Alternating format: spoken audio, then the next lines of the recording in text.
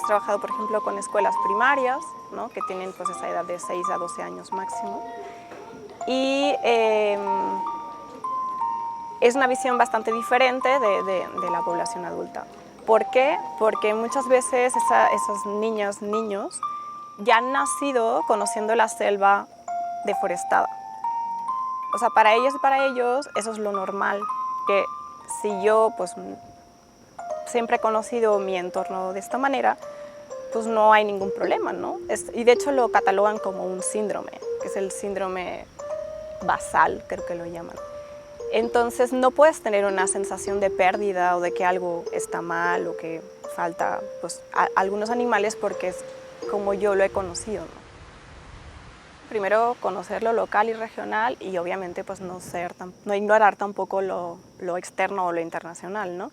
Pero hay veces que es al revés, que es como que conocemos más lo de afuera de lo general y no sabemos lo que tenemos en el mismo lugar. Es como conocer los recursos que tenemos para qué podemos resolver con los mismos recursos que tenemos aquí.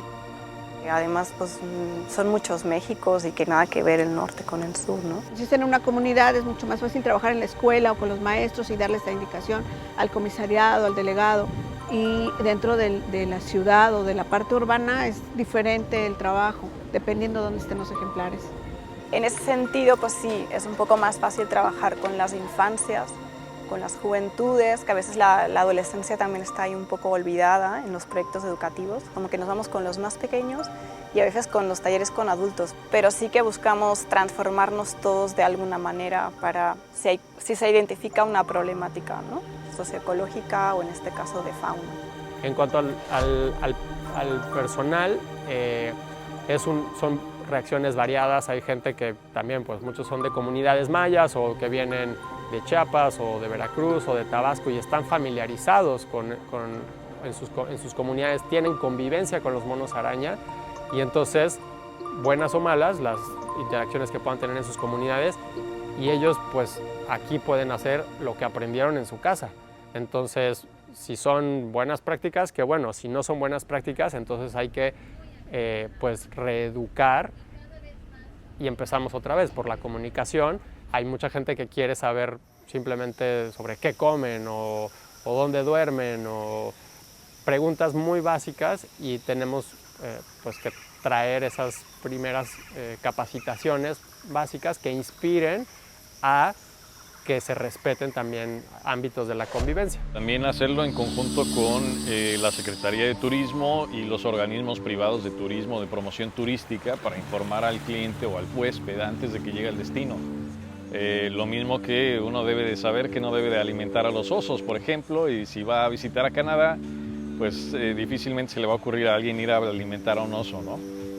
Entonces sí, yo creo que ayudaría mucho el que hubiera participación entre los distintos involucrados, no solamente la empresa turística. Es una responsabilidad que tienen los hoteles chicos, medianos, grandes, de conservar los ecosistemas porque al final es el atractivo natural y el patrimonio natural o biocultural incluso del que se aprovecha para hacer el desarrollo económico. Históricamente no han estado muy abiertos a cosas que no salgan de adentro hacia afuera, pero creo que es momento, sobre todo si queremos ser coherentes con lo que decimos la mayoría de los hoteles, que somos sustentables o amigables con el medio ambiente, tendríamos que estar más abiertos a escuchar y aprender y a recibir guía o inclusive que nos corrijan si estamos haciendo algo mal. Hablando de Tulum, creo que a veces nos gana los proyectos individuales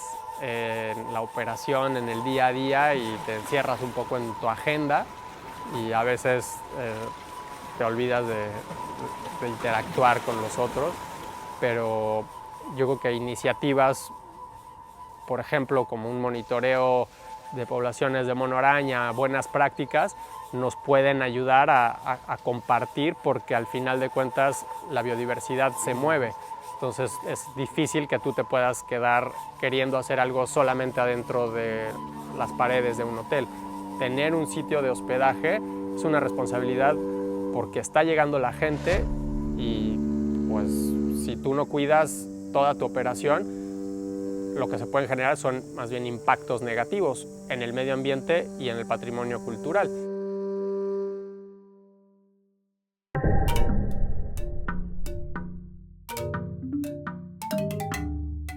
Normalmente son chiquitos, son bebés, entonces matan a la madre para tener la cría.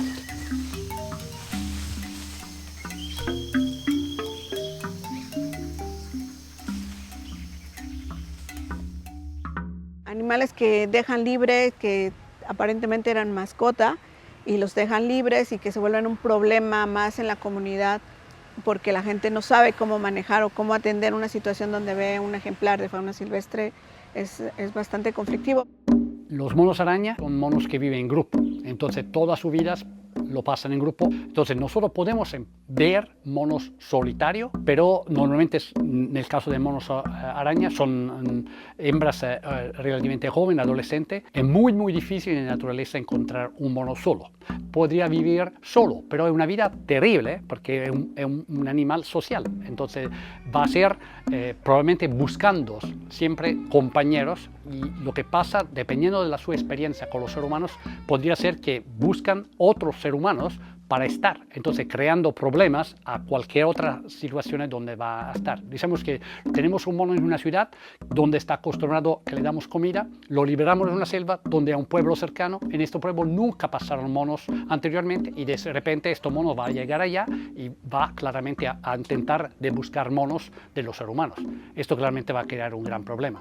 Entonces, la otra situación es lo liberamos donde hay ya monos, entonces estos monos intentará probablemente de interactuar con estos grupos, y si el mono es una hembra, probablemente tiene chance de integrarse. Si es un macho es mucho más difícil porque no es algo natural. El mono es tan interesado a estar en un grupo en lugar de estar solo que podría intentar de juntarse con monos de otras especies y pasar tiempo relativamente largo. Nosotros tenemos casos de años con una especie diferente, donde claramente solo la compañía le puede dar un poco de seguridad de depredadores, pero claramente no tiene una comunicación real, entonces va a tener una vida no particularmente buena. Y entonces son animales realmente sociales, y nosotros sacándolos de la selva, teniéndolos en una situación artificial para un tiempo de su vida, fundamentalmente le quitamos la posibilidad de ser animales sociales, porque cuando lo liberamos en un lugar, estar solo no es la vida común.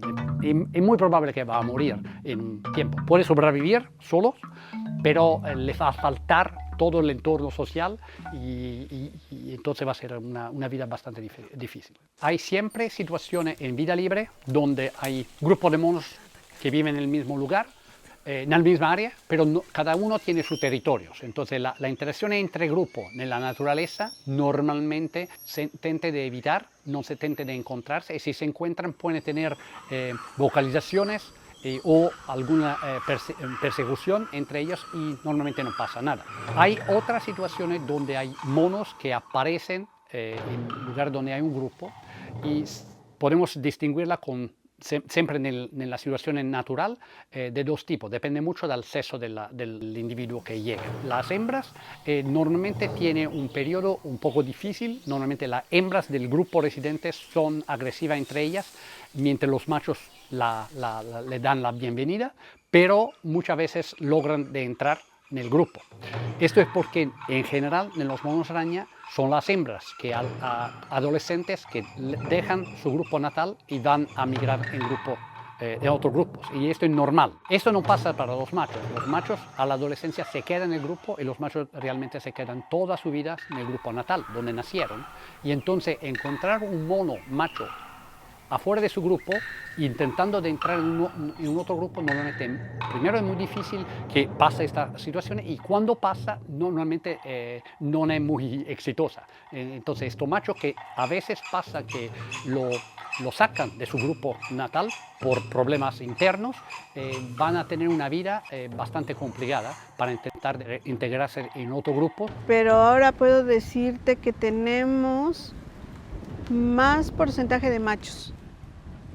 Y muchos pensamos que a lo mejor también por el comportamiento en la vida silvestre, pues muchos son excluidos o ya son viejos, que son separados. Entonces normalmente es complicado. Para un mono joven o macho o adulto macho va a ser muy difícil porque va a ser en la misma situación de un mono macho en la naturaleza, que es muy difícil que pueda encontrar un nuevo grupo. Entonces yo pienso que podría ser exitoso con una hembra joven, pero especialmente si no tuvo contacto con los seres humanos al nivel de comida. Entonces, un caso que muchas veces nos pasa aquí en la península, que nos contacta un pueblo porque apareció un mono en su pueblo y dice, ¿qué vamos a hacer? Y la primera cosa que le decimos, vamos a venir, le vamos a platicar con ustedes, pero ya no le dan comida, no le dan comida. Entonces, normalmente la gente se pone allá a mirar el mono, ve que está comiendo sus cosas, que descansa, el mono está relativamente acostumbrado a la gente, porque si no, no llegó allá, y normalmente se queda. En la mayoría de los casos que cuando vamos allá a hablar con la gente y ver el mono, es una hembra adolescente. Entonces, vamos a intentar deliberar un grupo, que sería una buena idea para que tiene todos los vínculos sociales ya. Va a ser difícil porque muchas veces no encontramos un espacio suficiente bueno en la selva, adecuado para este grupo, porque ya está lleno de otros monos araña. Si vamos a introducir solo un mono, y si es hembra, especialmente relativamente joven, es mucho más fácil que se pueda integrar en un grupo. Siempre tenemos pero tener presente que esta hembra tuvo contacto con los seres humanos. Entonces tenemos que pensar cómo está dependiente de comida, porque podría pasar que ella va poco a poco a enseñar a todo el resto del grupo de ir a sacar comida a los seres humanos con todos los problemas que pueden causar esto. Todavía no hay protocolos en México que te puedan decir que un animal está apto para liberar al medio natural si somos estrictos a los lineamientos, ¿no? Y hay un tema de estándares sanitarios que a veces no alcanzamos a cumplir, porque resulta que los primates juegan ciertos papeles en la ecología de transmisión de enfermedades transmitidas por vectores. Por lo menos al momento no se sabe nada de transmisión de enfermedad entre monos arañas y monos aulladores con seres humanos. Entonces no sabemos ni en una dirección ni en la otra, pero podría ser. Entonces, seguramente un animal que está expuesto a los seres humanos y va en la naturaleza, tenemos que estar seguros que está limpio de enfermedad para que no pueda transmitir algo a monos allá en la naturaleza, que sería probablemente muy impactante. Generalmente cuando viene un ejemplar y vemos que no es de cautiverio, hacemos todo muy rápido con procesos sanitarios muy estrictos para que simplemente pueda ser reintegrado al medio natural lo más rápido posible, ¿no? Si es un ejemplar de cautiverio y vemos que es un ejemplar de cautiverio, pues lo más seguro es que va a tener que estar en cautiverio en un centro de una UMA o en un PIMS, en un zoológico donde puedan recibirlo, y va a tener que permanecer ahí, ¿no? La brucelosis como tal son posibilidades, no es algo hecho, ¿no? Hay parasitosis. Los monos araña desde hace años se vienen marcando como potenciales reservorios de una posible presencia de fiebre amarilla, que no la tenemos desde hace mucho tiempo, pero es latente la presencia de fiebre amarilla. Sabemos que juegan algún papel en la ecología de dengue, enfermedades transmitidas por vector, Mycobacterium. O sea, realmente un ejemplar que vive con nosotros puede recibir casi todas las enfermedades. Un nuevo proyecto holística para entender la situación actual de interacciones entre humanos y mono araña en la zona, y con la idea de basado en estudios de ecología de los monos, estudios de ciencias sociales para entender las percepciones y los comportamientos de los humanos, estudios de monitoreo de las poblaciones, no solo de monos, pero también de sus depredadores y los competidores, o quién más come las mismas comidas de ellos y cuántas competiciones están teniendo necesarias muy modificadas o necesarias de humanos esencialmente. A través de toda esta información espero que podemos llegar a hacer ciertas recomendaciones para mejorar o apoyar la creación de nuevos manejos a nivel local, puede ser a nivel de una comunidad, puede ser a nivel de un municipio, a nivel de un hotel, por ejemplo, para promover una coexistencia sostenible.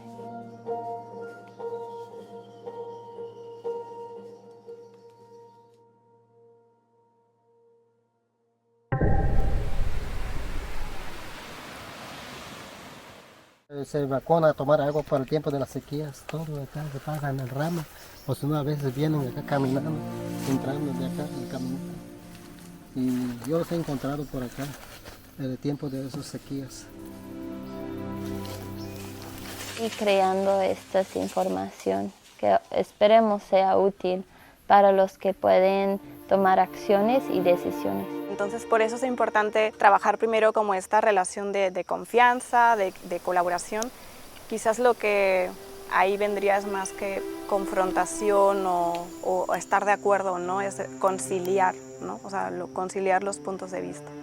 En este mapeo de actores para entender quién está como entrando en juego en la toma de decisiones en algo de fauna silvestre, siempre como ese diagnóstico para entender como las diferentes perspectivas. Cuando ya hay como una comprensión de esas diferentes perspectivas es ver, pues ahí están como los intereses, porque se tiene que intentar buscar que de alguna forma todas y todos estén contentos, ¿no? Como qué sacan ganando en esa parte que sacarían perdiendo, y donde ahí pues todos nos podemos como ajustar un poquito en ese sentido. ¿Y cómo lo hacemos? Pues hay como muchas metodologías de la investigación social, o ya entraría como también el tema de la gobernanza. Hay estas herramientas pues para... Es mucho de encontrar como esos acuerdos y esos compromisos, sobre todo es como eso, entrevistas, a través de talleres. Llega un punto en el que necesitamos ayuda porque pues a lo mejor hay fauna que se está viniendo a refugiar aquí. Entonces, si nosotros podemos jugar un rol en aportar de manera positiva a la biodiversidad, entonces pues tenemos que tener también nuestra distancia con la fauna silvestre, entender que son animales salvajes y que nosotros estamos en su casa. Entonces pues tenemos que verlo con ese respeto. Yo creo que también los hoteleros tienen que pensar respeto a la fauna, ¿sí? Y que los gobiernos también nos ayuden a evitar el crecimiento tan exponencial sobre lugares donde hay fauna. Una de mis creencias es que algunos consultores que hacen los estudios de impacto ambiental le mienten a la autoridad. Le mienten. Todavía no sabemos bien en qué punto estamos aquí en la Riviera Maya. Estamos al inicio de eso, que significa que podemos todavía evitar situaciones que sean de conflicto, humanos con monos, en cual uno o ambos está afectada de manera negativa, de manera mal, cuando se interactúan. O estamos en un punto de con ciertos manejos, ciertas decisiones políticas, públicas, podríamos promover una coexistencia sostenible para ambas partes. Creo que también tienen un gran papel los hoteles porque pues hacen promoción, hacen marketing y salen a vender.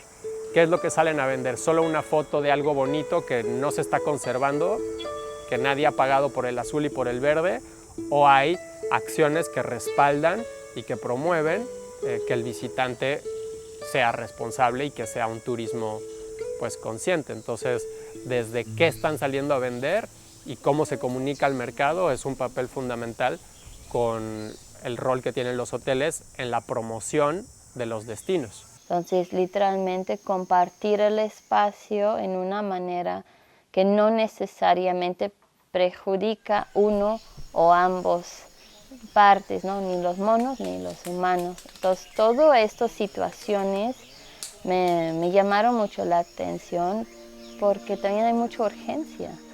Sabiendo que de otros lados y viendo otros lados como ejemplos donde uno espera no vamos a llegar, ¿no? Que los monos son eventualmente mal vistos, se convierte en cierto estilo de plaga.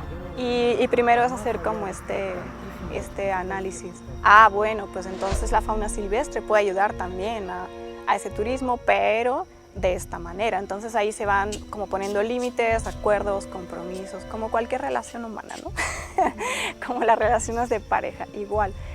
Entonces yo creo que es mucho de crear como esa relación bien desde la base, porque hay veces que con la urgencia de todo lo que está ocurriendo, pues ya queremos llegar a proponer un cambio. En el caso de este proyecto, enfocamos en el paradigma de conflicto humanos con animales y en particular el hecho de que mayormente hay un enfoque de hay un conflicto. Monos están en problema, digamos, y hay que resolver o hay que mitigar.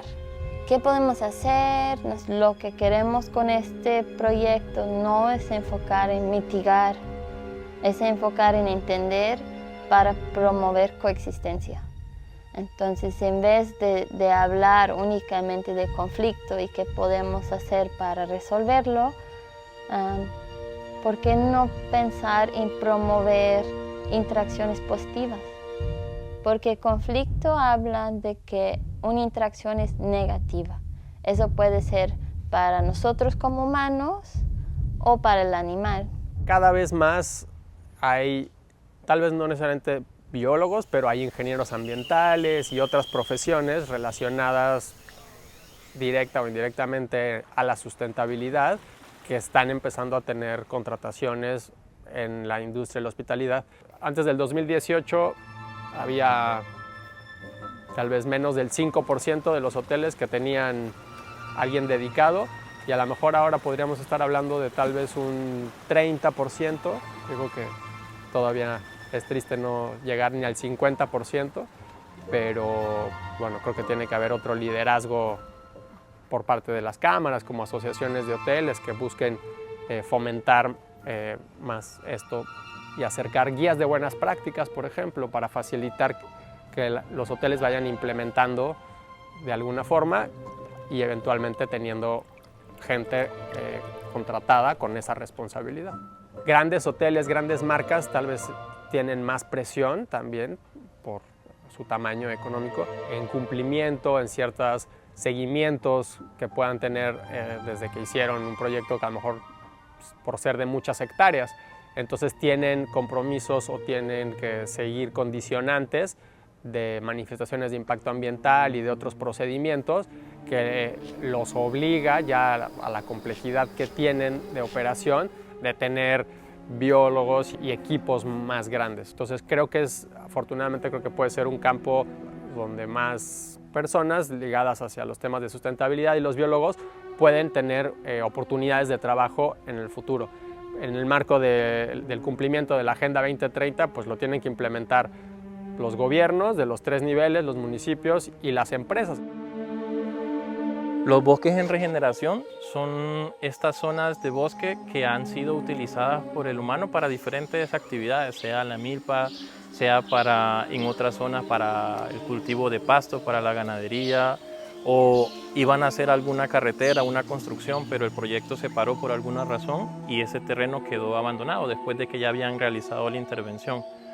Cuando comienza a pasar el tiempo, las plantas y la naturaleza sigue creciendo, sigue su rumbo. Ellos van a volver a poblar este hábitat que fue perturbado y a medida va avanzando el tiempo y al ver todo este crecimiento que está existiendo en la zona, yo siento que cada vez es más importante el bosque en regeneración y la interacción que hay entre las personas y la naturaleza, porque cada vez se ve más frecuentemente que las personas interactúan con ellos porque las especies están llegando a espacios que antes podían habitar y que ahora están ocupados por humanos.